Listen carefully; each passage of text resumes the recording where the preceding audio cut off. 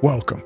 First of all, welcome. This is Unsolicited Perspectives. I'm your host, Bruce Anthony, here to lead the conversation in important events and topics that are shaping today's society. Join the conversation and follow us wherever you get your audio podcast. Subscribe to our YouTube channel to watch our video podcast. Rate, review, like, comment, share. Share with your friends, share with your family, hell, even share with your enemies.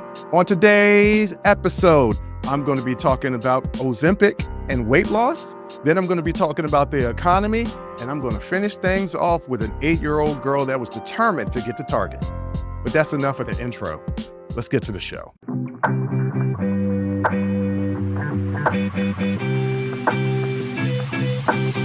Before I get to the topics that I addressed at the top, there are two topics that literally ripped from the headlines that popped up on my radar as I was prepping to do the show.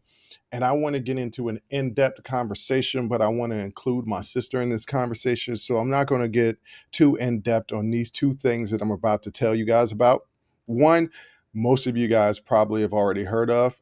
The second one, I know for a fact the majority of you people haven't heard of it because I just found out about it literally today as I'm filming this episode, and it just recently got picked up by the news media outlet. So by the time this show airs, okay, you might know about it. But what am I talking about? And like I said, I'm going to get into in-depth conversation with my sister about these two incidences because it's a part of a larger problem that I see in this country that a lot of people are turning a blind eye to, or they just don't give a damn about. Okay, what's the first one?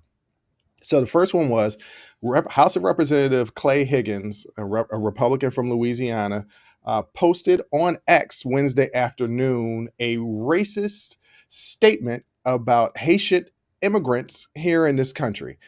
This is what he said. LOL, these Haitians are wild, eating pets, voodoo, nastiness country in the Western Hemisphere, cults, slapstick gangsters, but damned if they don't feel all sophisticated now filing charges against our president and VP. All these thugs better get their mind right and their asses out of our country before January 20th. Now, what is this a response to? A lot of Haitians, especially in Springfield, have filed civil criminal charges against former President Donald Trump and his VP candidate Vance, because they keep pushing this lie that Haitians are eating people's pets in Springfield and bringing trouble to Springfield. Like white supremacists and domestic terrorists are going to Springfield and they're causing trouble. These people's lives are in danger. And you know what? Trump has repeatedly done this. He's repeatedly put people's lives in danger off of lies. He needs to be criminally charged for that. I would say that's almost attempted murder, right? I will, like I said, with my sister, I will get into it, but I'm furious because, damn it, if you're voting for Trump, like I said, all the people that are in my life that consider themselves my friend, I will reiterate, if you are voting for Trump, cool, we're not friends. And in this sense, it's we agree to disagree situation. We can agree to disagree who has the best breadsticks. Is it Longhorn Steakhouse or Olive Garden? I mean, it's Olive Garden, but like we can agree to disagree on something like that, something that's trivial that doesn't really affect other people's lives. This right here, this election affects so many lives, and it causes a grave danger to any minority, any person of color, any woman, any immigrant, anybody who isn't white, straight, male. So if you're rocking with Trump, you can't rock with me. Because there is a line. Either you're on the right side of history or on the wrong side of history. And Trump, anybody voting for him is on the absolute wrong side of history. There is no debate about that. There is no debate about that. You're on the wrong side of history if you're rocking with Trump. And this is another prime example of these racist politicians, because this was a racist statement. And he doubled down on CNN saying that he doesn't regret it and that he'll say it again because it's all true. He's a racist. All right, plain and simple. So it's you got in your party, if you're a Republican, you got people who are racist. So if you rock with them, that means you condone racism. That means you condone racists. You don't condemn them.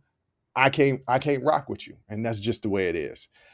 And why has this caused fury in me? It's because of the second story. And there are going to be people out there to try to say that these two things aren't connected. They are absolutely connected. Anybody that's a person of color who's a self-loving person of color, because there's some self-hatred people of color who will actively go against their people. Anybody who is self-loving can tell you, hey, there's a direct correlation between the words that these politicians are saying and actions of people out in the street. And here's another example of this. A student has left Gettysburg College after a racial slur was etched onto a student's chest. I don't think y'all heard me. I said a student has left Gettysburg College after a racial slur was etched onto a student's chest. So a lot of y'all people out there listening might not know what an etched means. Maybe I didn't even say the word right because y'all know speech impediment. Let me just give y'all a brief synopsis of this story. Several students were attending an informal gathering of the swim team at an on-campus residence on September 6th, when one of the people that was attending this little soiree, used a box cutter to scratch the N-word on another student's chest. Guess what? They were teammates on the swim team. You got that right. Two teammates on the swim team, one white, one black. The white one carved with a box cutter the N-word on his black teammate's chest. Now, some of you are going to say, Bruce, that didn't really happen. Google it. One of the first things that pop up are several news articles from reputable news organizations that confirm this. This happened September the 6th. As I'm filming this right now, it is September 26th. This will air September 27th. There's no racism in America? Okay. So before I even started to film this show, and I started out with something that I thought was going to be light, light fare, ends up not being light fare because those two stories made me hot.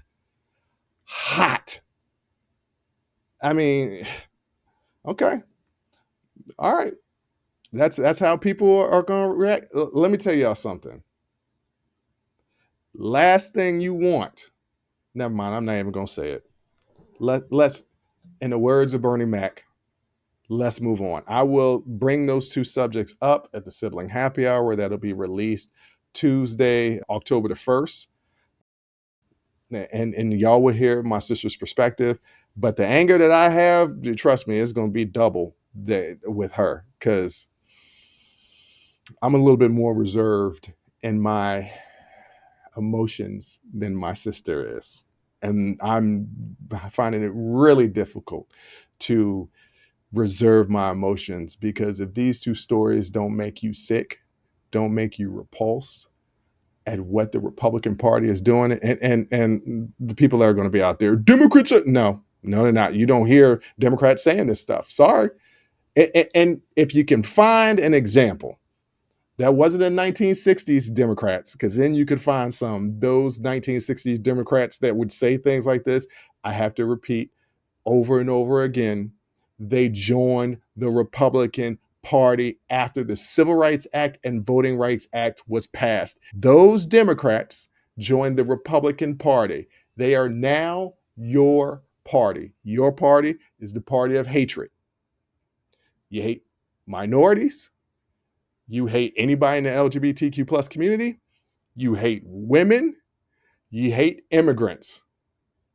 I don't know what you love besides money and mayhem. Actually, that's a pretty good slogan for the Republican Party. We love money and mayhem. All right, let me get to the regular topics because I went a little long on this and I didn't mean to go that long. So we're going to start off with Ozempic and fat loss. Weight loss. Let's go with weight loss. Okay, not fat loss, because fat loss and weight loss are two different things. Fat loss leads to weight loss, but weight loss doesn't necessarily lead to fat loss. I'll get to that throughout this segment. But Lil Rel, he's a comedian. Y'all might remember him from Get Out. He was a TSA agent. And if you've seen the movie Get Out, he was kind of chubby. I've been following Lil Rel since he came up on my radar, I don't know, well before Get Out. He had a stand up that I still absolutely love, and it was promoted by Kevin Hart. Kevin Hart was doing a lot of promotions for comedians to do stand up, giving them a platform. And Lil Rel is hilarious. Loved him. And then he was in the Carmichael show, and then he had his own show that was on Fox. It had Sinbad on it and Just Hilarious. It didn't quite make it past the first season. I don't know how that show was not funny, but it wasn't as funny as it should have been. Nevertheless, he posted something on his Instagram probably about a week and a half, a month ago, somewhere in between that. These days all run together for me. This is what happens when you get old. And in that Instagram post, he showed an extreme weight loss. I mean, my man looks lean and felt like my man looks good. I was watching an interview that he was doing. I can't remember what show, but I was watching an interview that he was doing. And basically, in the interview, the interviewer asked him, how did he lose all the weight? He basically said, I got my life right. What that meant was for him was, one, he stopped drinking, does not drink anymore. Great for him. I'm not going to stop drinking, but great for him. He only ate healthy. No more fast foods, no more like even fast dining like Applebee's or Fridays, like none of that stuff. Everything was cooked, meals were prepared, and he was eating healthy. He said he also got right with the Lord. All those things kind of align, right? You want to get right mentally, emotionally, physically, and spiritually. And this led to an incredible weight loss. However, of course, because he lost all this weight, the cynics in America, I'm going to specifically say Americans, the cynics in America said, oh, that must be Ozempic. Now, some of you know what Ozempic is. Some of you don't know what Ozempic is. Let me break it down for you. Ozempic is a once weekly injectable medication primarily used to manage blood sugar levels in adults with type 2 diabetes. Although it's not officially approved for weight loss, it has been found to help with weight reduction in clinical trials. Remember what I said, weight reduction, not fat loss. These are two different things. Don't worry, I'll explain it later. How does Ozempic work? Ozempic works by mimicking a natural hormone called GLP-1, the glucagon polypeptide 1. Yes, I'm stumbling on all of these scientific words. Look, it is what it is, okay? This hormone helps regulate insulin release, appetite, and at the rate at which food processes through the stomach. These results result in lower blood sugar levels, a reduced appetite, slower gastric emptying, making you feel fuller. Now, listen to this, slower gastric emptying. That means pooping less. That's what that means, by the way. Effectiveness for weight loss. Okay, once again, weight loss. While Ozempic is not FDA approved for weight loss, studies have shown that it can lead to modest weight loss. For example, patients taking Ozempic have lost an average of 3.5 kilograms more than those taking a placebo over a 30-week period. I'm sorry that I'm not great at conversion rates. I'm American. We only use a certain system here that isn't used anywhere else in the world. And it's very difficult to convert measurements, no matter if it's measurements from one system or the current system that we use. Here are the common side effects for using Ozempic: nausea, vomiting, diarrhea, stomach pain, constipation, upset stomach, heartburn, loss of appetite. Okay, so Ozempic became popular, I don't know, maybe about a year ago, and people have been using it for weight loss. Me being a fitness professional, I have often said there is no shortcut to weight loss. Even my sister, who had gastric bypass surgery, I think that's what it is, had the gastro surgery. It took her a year to lose 100 pounds. She did it. She did it, and she looks great, and she's continuing to lose. But even with that surgery, all it did was make her stomach smaller. She still needs to eat right, and she still needs to exercise. And guess what? This is what I tell people that this is what I've been telling people for 20 years that wanted to sign up with me and wanted to hire me as a personal trainer. And they would ask me, well, how fast can I lose the weight? And I say to them, how fast did you put the weight on? Well, I've been gaining weight steadily over 2 years. Well, I'm not going to say it's going to take you 2 years, but it's going to at least take you a year to get that weight off. And it's going to be a hard year. It's going to be a year of eating right and exercising and staying consistent. That's how you effectively lose weight. How do you effectively lose weight? By reducing fat in your body. So, Ozempic helps you lose weight, but it doesn't reduce the fat. Think of it as the difference between a long distance runner and a sprinter. There's dramatically differences in their bodies, correct? Sprinters work out, they do these high intensity workouts. They're not very long, they're very short, high bursts of energy that is used. This helps them dig into fat cells. The longer you work out, your body doesn't dig into your fat cells, it digs into your muscle. As your body digs into your muscle and stores fat, you can lose weight. You can, but you don't lose fat, leaving you looking like a lot of these people who are on Ozempic, sunken face. They have Ozempic butt, which is no butt, which is dramatically different than somebody who is doing resistance training and eating right. They look leaner. You could tell they have muscle definition. This has not happened with Ozempic. Why? Because Ozempic leads to weight loss, not fat loss. Exercise and diet leads to fat loss.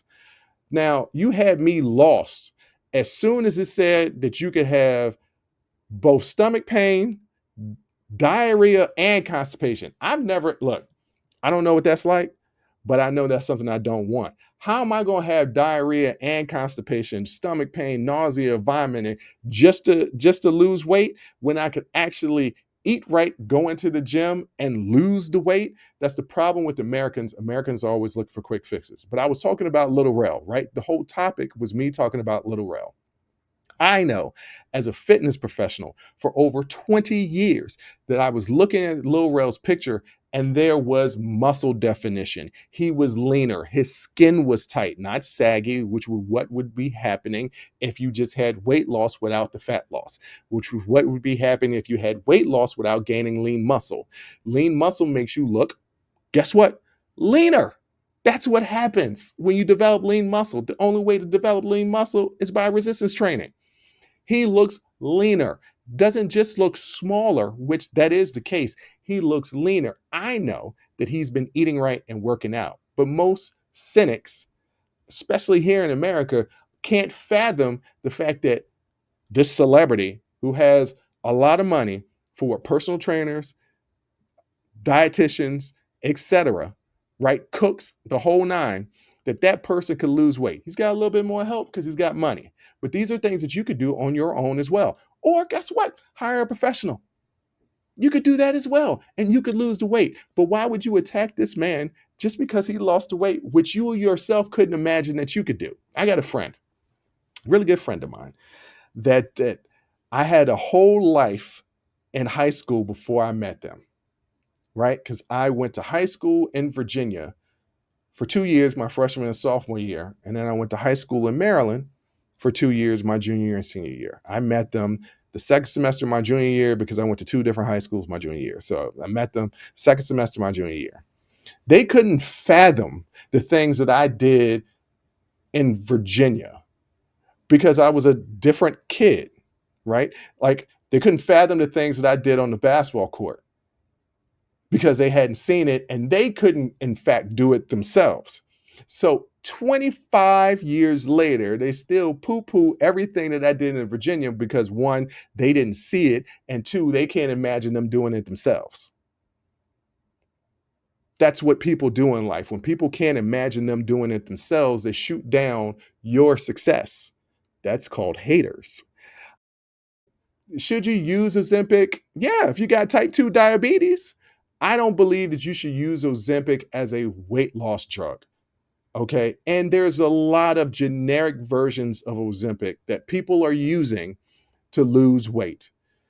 This is my shout out to everybody that wants to lose weight.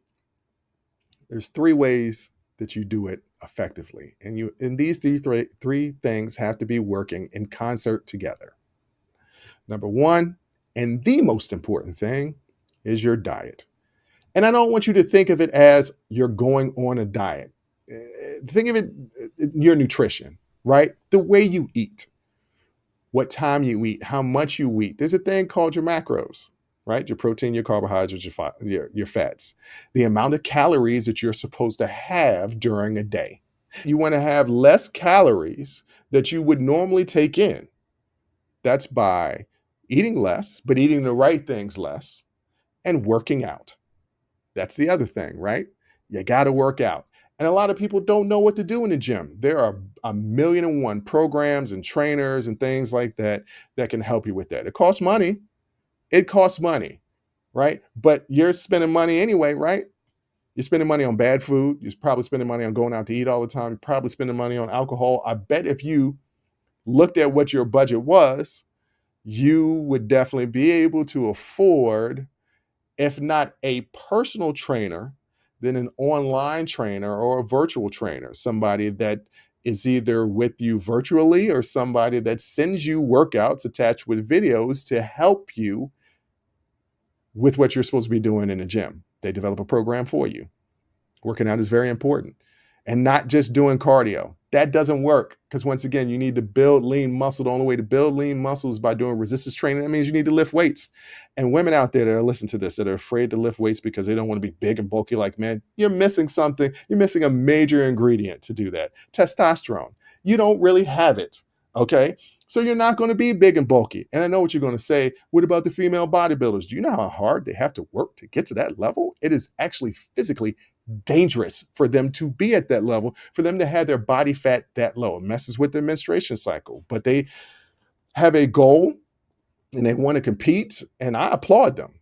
I couldn't do it. I don't have that type of discipline. But these are the things that you need to do. And the third component is sleep. You need to take your ass to sleep. I know you're busy. You probably got kids, you got work, you got stuff that you need to do around the house. There's 24 hours in a day. You're thinking to yourself, how am I going to find 7, 8 hours of sleep? You need that. You need to have 7, 8 hours of sleep to function properly, especially the older that you get. So those three things will help you lose weight. Stop being cynics just because people get right with their body and their mindset and lose the weight. Lil Rel accomplished something that is remarkable. He should be applauded, not questioned on how he got there.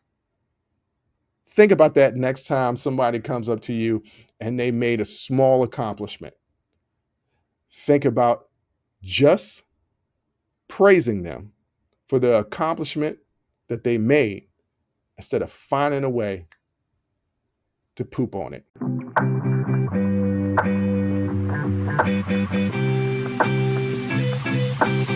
You know, there was one class in college that literally brought me to tears. Econ 100. So I'm at the University of Maryland. I'm a sophomore, I believe. Yeah, I was a sophomore. Second semester of my sophomore year, and I had to take econ. Econ at the University of Maryland was at this big auditorium hall. It's like 300 students. And the professor says, hey, look, everybody is going to be graded on a curve. This class is difficult, but do your best. I said, man, I ain't never failed at anything. So I don't mean econ, econ is basically math to me, right? Math, I got math. I'm going to be all right. Took the first exam, scored something like a 40 or 50 out of 100, by the way, on the exam.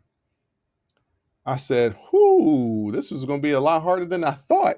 Luckily, the class was graded on the curve, so I ended up with a C out of that 40 or 50. Now I was like, all right, I can't be rocking those C's. So I'm going to study a little bit harder, really. All right, I got to focus in on this class. I can't skate by. I got to focus in on this class. Next exam, I scored something like a 30 or 25. I'm distraught. I get my exam paper. I go back to my dorm room. Luckily, I had a single at this point, a single room, so I didn't have a roommate. I was in a suite, but I had my own room in the suite. Went back to my dorm room, Closed the door, sat at my desk, put my head in my hands, and started sobbing because that was the first time in my life that I had ever really tried at something, really, really tried at something, and absolutely failed. I ended up getting a C in that class, was not happy because it messed up my GPA at that point.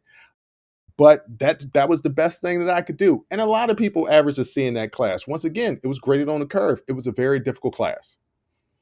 My boy majored in econ, and I looked at him. I was like, "Bro, you're smarter than I thought you were." I didn't mean to say it like that, but that's how it came out.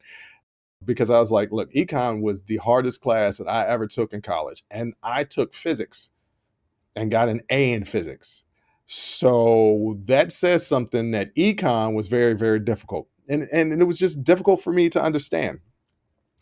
So knowing that, I find it extremely fascinating that during this election cycle, so many people are experts on the economy, saying that the economy is good or bad, saying that this person or that person made the economy good or bad. It fascinates me because like I said on the show, I don't mean to toot my own horn, but I know I have above average intelligence. When I stumble over words and my speech impediment kicks in and I have trouble, saying words sometimes. Y'all may not think that that's the case, but I know for a fact that I have above average intelligence. It's not just because of my education. I'm talking intelligence, not smarts. It's two different things. I know I have above average in both. Okay. So if I can't understand Econ 100, why do people out here in the US, some of which don't even have a college education? I'm not saying that just because you don't have a college education that you're not smart. That's not what I'm saying. What I'm saying is if you never went to college, what makes you think that you understand economy? Those two things don't make sense to me because there were 300 people in my class that took econ just that semester, and we were all real average, and that was econ 100, the easiest econ course that you could take. Okay, we couldn't understand it, and we were all at the University of Maryland, which, by the way, is a very difficult school to get into. Okay, we couldn't understand it, but all these people in the country can understand it, right? And I keep hearing people talk about inflation and economy and merging the two together like they're the same thing.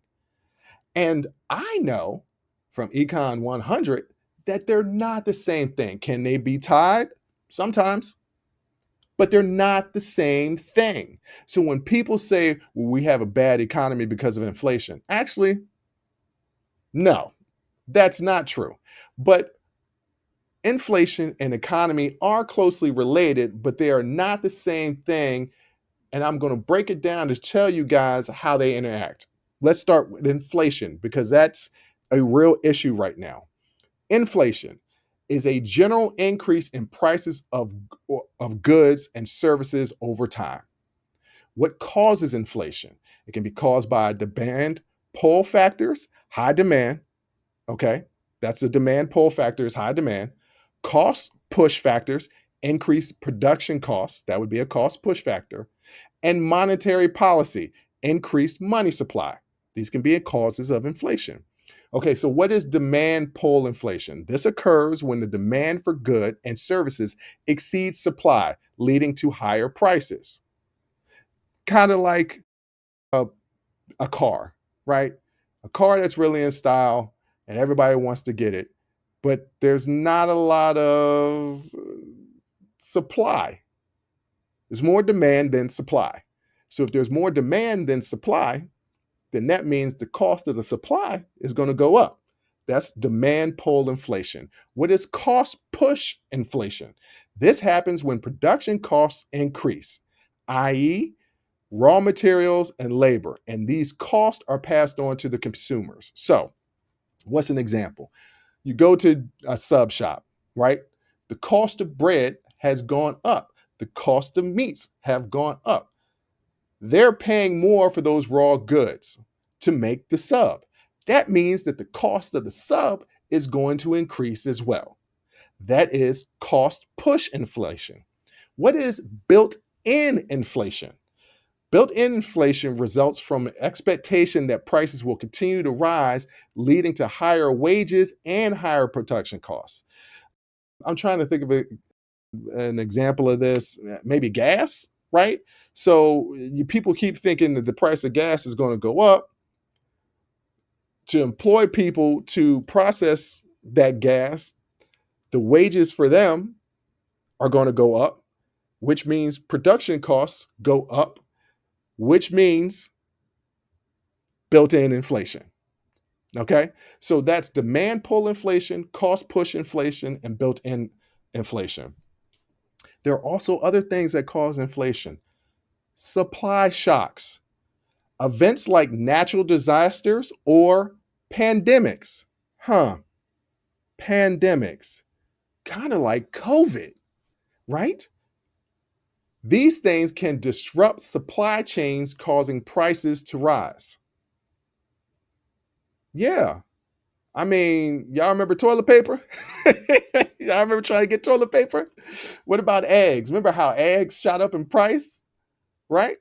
Pandemic can cause inflation. That kind of seems reasonable to me.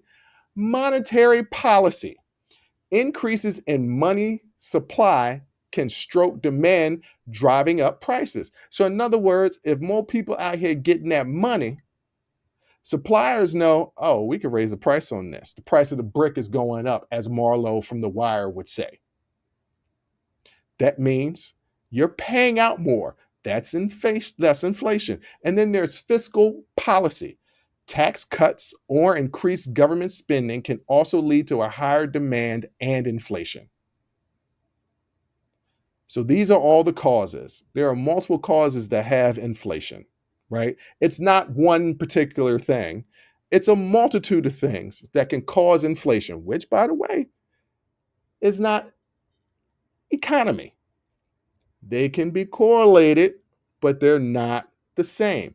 But what are the effects of inflation? Inflation can reduce purchasing power, leading to higher interest rates and creating economic uncertainty. Now, the Fed lowered interest rates, but if you remember correctly, interest rates, especially on mortgage loans, but just across the board, went up not too long ago, a couple of years ago, right? It became increasingly difficult to buy a home because them interest rates was real high, real high. Well, that was due to inflation. But what was that thing again? Supply shocks? Pandemic. I know it seems like forever ago. It was just 4 years ago that we were in the dead, and that pandemic lasted from 2020 really until 2022. I think we were still definitely in lockdown in 2022. Certain time periods we would get to come outside, and then there'd be a spike again, and we would have to go back inside. Which, by the way, there's another spike happening because a bunch of people that I know here in the DMV, the DC area, are getting COVID again. But those are causes and effects and explanation of what inflation is. Okay. Did that sound difficult to you? I tried to make it sound as easy as possible, but did that sound difficult to you? You think you got a handle on inflation? Maybe, maybe you don't. Okay. What about the economy? Okay. So the definition of the economy refers to the system of production, distribution, and consumption of goods and services in the country. Economic health is often measured by indicators like the GDP, the gross domestic product, unemployment rates, and consumer spending. I'm going to go through that again. The measures of economic health, the three measures, the three indicators are the gross domestic product, unemployment rates, and consumer spending. What is the growth of the economy? Economic growth occurs when there is an increase in production of goods and services, leading to more jobs and higher income levels. Okay, that's kind of, that's different than inflation, right? Like they're not the same thing. They can affect one another, but they're not the same thing. Okay. Well, how is the U.S. economy right now? How's the U.S. economy right now? We got economic growth. The US economy grew at a 3.3% annualized pace in the second quarter. This growth rate is a key indicator of economic health and affects everything from job creation to consumer spending. What about political impact? With the upcoming elections, economic performance is a hot topic. Politicians are discussing their economic plans and how they will impact the middle class and the overall economic stability. What are the global factors of the economy right now? International economic conditions, such as Japan's recent growth and the impact of global events, also play a role in shaping discussions about our economy. Like wars and how we help out in wars. All right, so that's the difference between an economy and inflation. What's the correlation between the two? Okay, here are the positive effects. Moderate inflation can stimulate spending and investment, which can drive economic growth. Moderate inflation. What are some negative effects? High inflation can lead to economic instability, reduced purchasing power, and higher interest rates, which can slow down economic growth. So basically saying, while inflation and the economy are distinct concepts, they are interconnected. Moderate, um, moderate inflation can be a sign of a healthy, growing economy, but high inflation can have a negative impact on economic stability. Okay, so this is confusing me, right? Like, it doesn't make sense to me. Right now, our economy is good. People say our economy is not good. Our actual economy is good. We have low unemployment, our interest rates are lowering, people have jobs, right? People are making a living. Wages are down, but the people are out there working, right? When people say that we have a bad economy or that the economy is not good right now, they're talking about inflation. Inflation is high for certain products, right? Inflation is not high across the board. Sometimes I go in the grocery store and my Gatorade is a 32 ounce for $1, and I'm happy as hell. Sometimes I walk in the grocery store and that same 32-ounce Gatorade is two for $5. I'm like, what the hell happened just this week alone? All those different factors that I explained earlier about inflation take effect. And we are just coming out of a pandemic. But our economy is actually good. Our inflation is just a little high. So, how can our economy be good, but inflation is still high? The US economy can still perform well despite high inflation due to several factors. A strong job market, a low unemployment rate can boost consumer spending and confidence, helping to drive economic growth. Everybody keeps talking about this inflation, and it is inflation out here. Some of these products are a lot higher, but it hadn't stopped me from spending money. I'm just spending more of it, right? When I got it, I'm spending it. And if I have to, like curtail some of my spending, then I do that as well. But we still out here spending money. So even though inflation is high, we still are going out buying goods. Increased wages. Higher wages can offset some of the negative impacts of inflation, allowing consumers to maintain their spending levels. I know of some people out here getting that money. I also know of some people out here severely underpaid. This is not trickle down economics, right? When people say, well, we want to give tax cuts to the rich, the money doesn't get trickled down to the middle class, working class, and poor. It doesn't happen. They keep the money. The way to get more money to the middle class, job creation, and then paying them livable wages. So we have a lot of the haves and the have nots.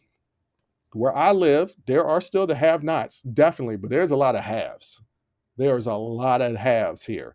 So people are out there spending money.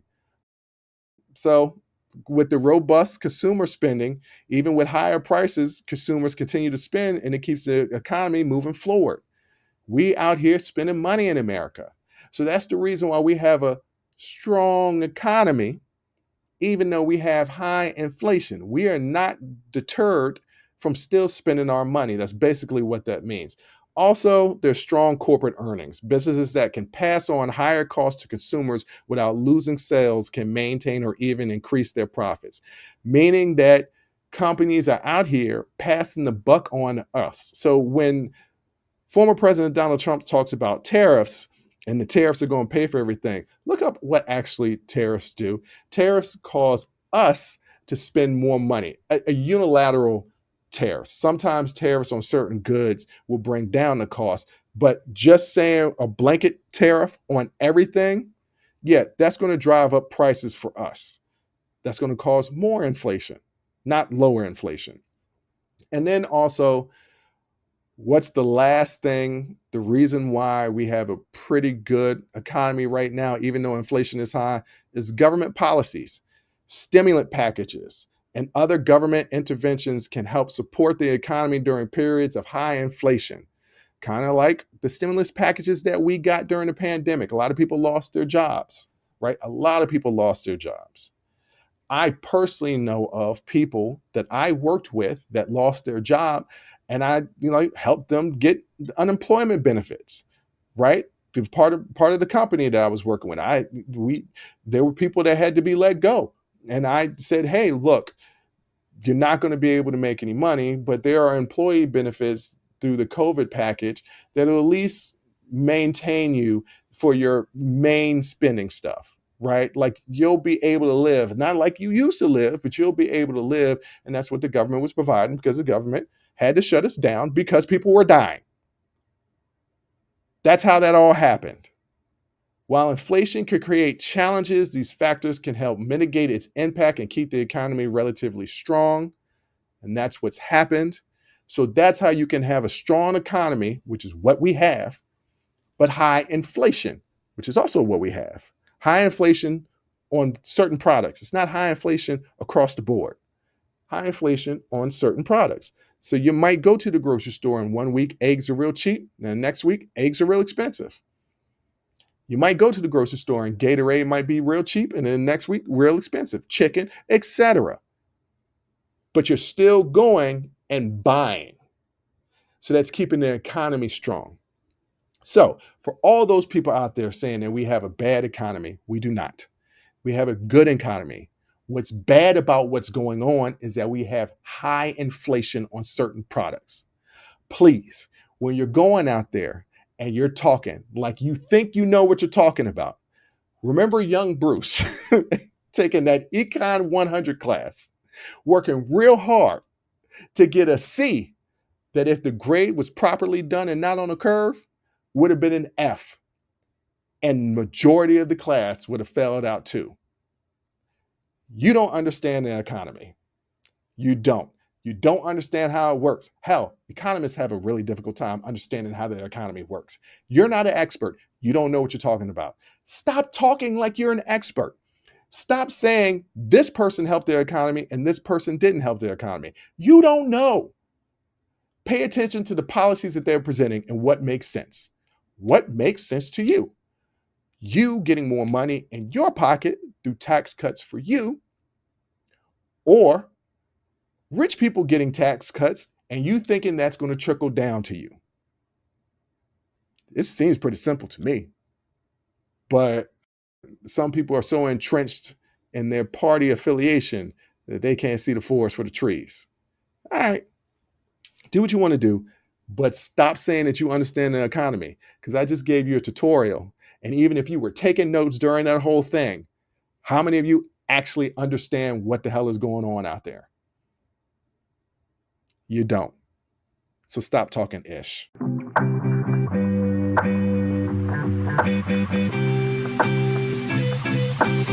This last segment, I'm going to bring it up a little bit, right? I'm going to make it a little bit more light. I know that you guys can tell that there's anger inside of me right now. I'm not doing a good job of hiding it. Those two first stories really, really aggravated me. So this show was a little bit more emotional for me than I would typically have it be. But it's raw and it's real and it's unsolicited perspectives with Bruce Anthony. And I'm giving you my unsolicited perspective, and it's raw, real, and genuine. This is how I feel. And I'm angry. Not like angry all the time, but certain stuff makes me angry. Certain stuff that people do when it feels like you're not using common sense makes me extremely angry. Because I don't feel like common sense is, that hard. But I'm finding out in my older age that common sense isn't that common. But what is remarkable is when a little 8-year-old girl wants to go to Target so bad that she drives herself there. So I read a story, and some of you may have heard of this story. An 8-year-old girl from Ohio took her mother's SUV, and drove to the Target store about 13 miles from her home. She jumped in, and she's an 8-year-old girl. She jumped in her mom's SUV and drove to Target 13 miles away from her home. Some of y'all can't drive to Target 13 miles away from your home without getting into a fender bender or almost getting into an accident or running a red light. This little girl drove to Target in an SUV 13 miles away and made it there okay. The incident occurred on September 15th of this year, 2024. The girl was last seen by her family around 7 a.m., and they discovered she was missing shortly after that. A neighbor's Ring camera footage showed the girl getting into the 2020 Nissan Rogue and driving off. The police were alerted, and they found the SUV in a Target parking lot. The girl was inside the store, and she was safely returned to her family. The police joked about the incident on Facebook, saying, "We did let her finish her Frappuccino. We're not mean." Many commenters were impressed by the girl's ability to drive such a long distance at such a young age. I am absolutely impressed that she was able to do that. But when I was reading this story, I was thinking to myself, and I'm not a parent. Hell, some parents out there are not parents. I'm just going to put that out there too. Some of y'all out here are bad parents. And bad parents don't necessarily mean that you have bad communication or bad structure in your household with your kids. It could be maybe you're a single parent and you bring people into the house that you're dating that you necessarily shouldn't be bringing around your kids, or you bring them in too quickly or things of that nature. That's something that I've experienced myself. I date a young lady, or in my case now, older ladies, and they have kids. I don't have any kids, but they have kids.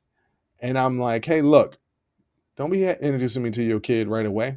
I'm not trying to be in that kid's life and then disappear. I don't know if I'm going to love you for a minute or forever. You know what I'm saying? But I'm going to tell you one thing, I'm going to stick around a lot longer if you got kids in the picture, because Brucey Bruce love the kids.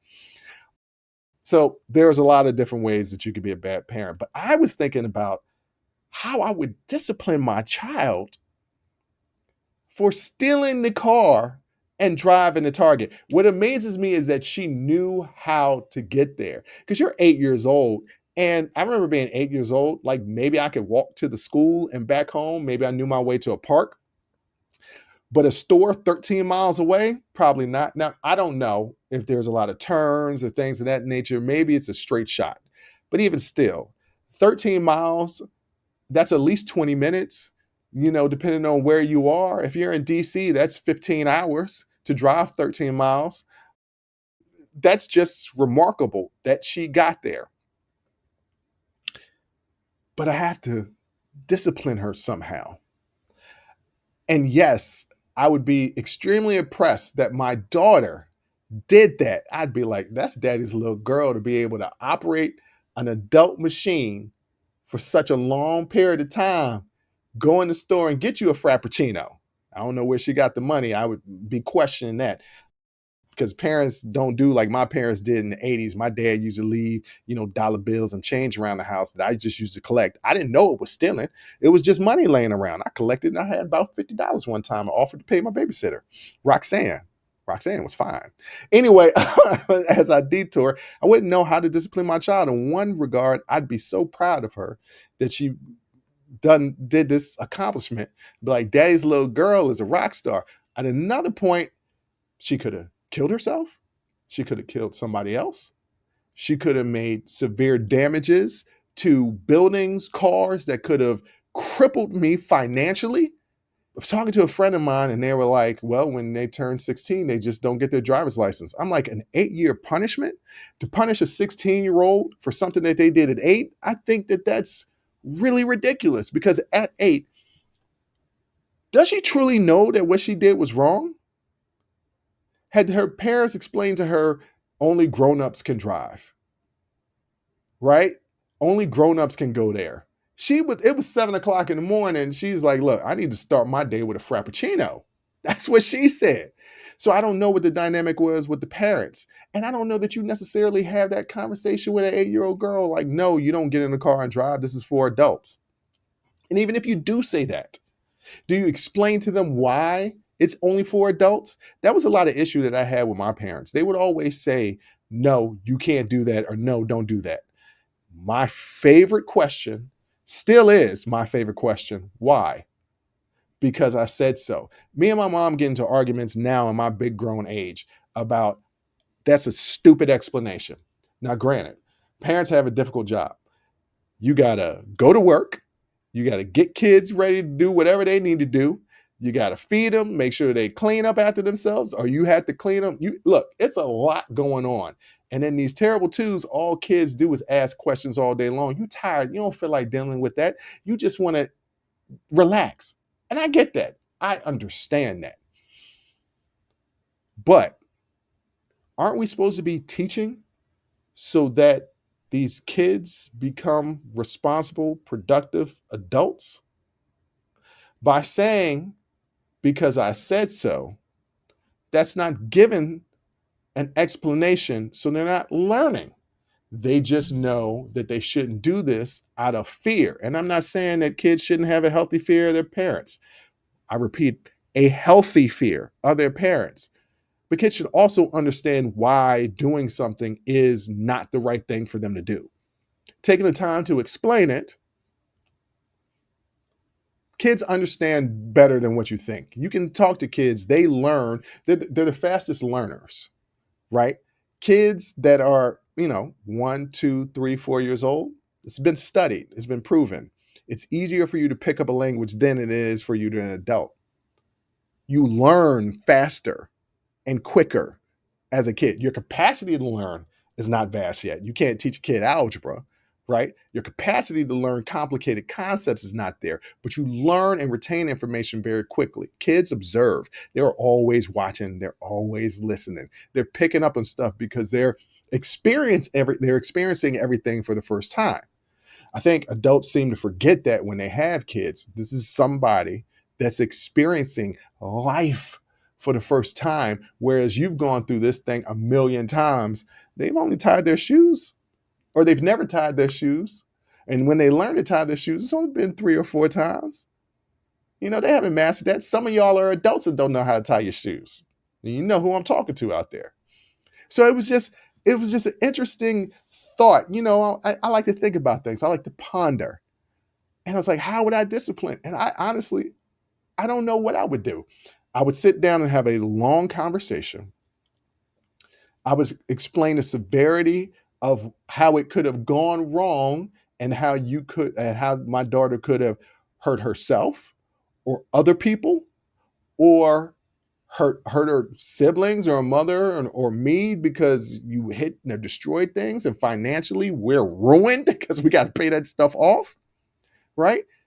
And I would say, hey, that's really great that you had this cool accomplishment, but there are consequences to all of your actions. Here are the things that you could have done. I guess I would have to put her on punishment, but once again, if they had told her, no, you can't drive, that's only for adults, then she knew it was wrong, then she absolutely should be punished. But if something like that was never thought to be said by the parent, because we know that obviously she shouldn't be doing this, but did we explain to her that no, you can't do this and this is the reason why? Or when she asked, can I drive? Did you just say no and not explain why? I don't know. This was just really interesting to me. It's also really remarkable. Wow, an 8-year-old girl drives 13 miles to Target and got herself a frappuccino. That's funny. The cops let her finish it too. That's cool. How you gonna get mad at a little girl? How you gonna get mad at a little kid, man? Little kids are the joy of life. They really, really are. Oh, you know what? That brightened up my spirits. Because I was angry at the beginning of this show. I'm not so angry anymore. But yeah, I feel a lot better about that story. Kids can definitely bring a smile to your face. That's for sure. Ladies and gentlemen, I know this has been a lot to consume today. I hope you learned some things. I hope you learned Ozempic is not the way to fat loss. I hope you learned you do not understand the economy. And I hope you learned sometimes you just got to go get you a Frappuccino. Sometimes you just got to go get you a Frappuccino. I never had one. I might go get me one now. But ladies and gentlemen, I want to thank you for listening and for watching. And until next time, as always, I'll holla. Whew. That was a hell of a show. Thank you for rocking with us here on Unsolicited Perspectives with Bruce Anthony. Now, before you go, don't forget to follow, subscribe, like, comment, and share our podcast wherever you're listening or watching into it. Pass it along to your friends. If you enjoy it, that means the people that you rock will enjoy it also. So share the wealth, share the knowledge, share the noise. And for all those people that say, well, I don't have a YouTube. If you have a Gmail account, you have a YouTube.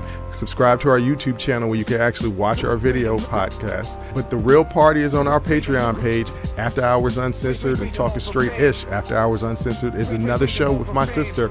And once again, the key word there is uncensored. Those are exclusively on our Patreon page.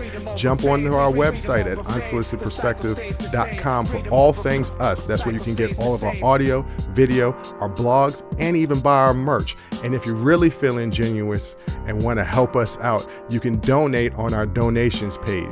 Donations go strictly to improving our software and hardware so we can keep giving you guys good content that you can clearly listen to and that you can clearly see. So any donation would be appreciative. Most importantly, I want to say thank you